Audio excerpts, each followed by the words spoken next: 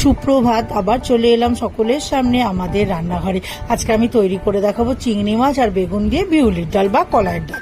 প্রথমে কলার ডালটা আমি নুন হলুদ দিয়ে সেদ্ধ করে রেখে দিয়েছি, বেগুনটা ডুমো ডুমো করে কেটে নুন হলুদ মাখিয়ে রেখেছি, চিংড়ি মাছটাও নুন হলুদ মাখিয়ে রেখেছি। এবার কড়াইতে তেল দিয়ে আর বেগুনটাকেও ভেজে আগে তুলে নেব, তারপরে চিংড়ি মাছটাকেও একটু হালকা করে ভেজে আমি তুলে রেখে দেব।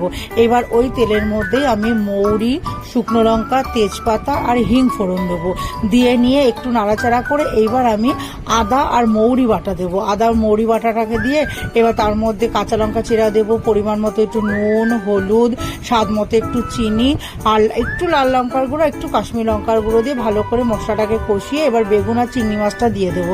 দিয়ে ওটাকে দিয়ে একটু ভালো করে কষিয়ে নিয়ে এবার সেদ্ধ করা বিউলির ডালটা দিয়ে দেবো। দিয়ে যখন ডালটা ফুটে উঠবে তখন আমি ঘি আর গরম মশলা ছড়িয়ে নামিয়ে নেব। তাহলেই তৈরি হয়ে যাবে চিংড়ি মাছ আর বেগুন দিয়ে আমার বিউলির ডাল।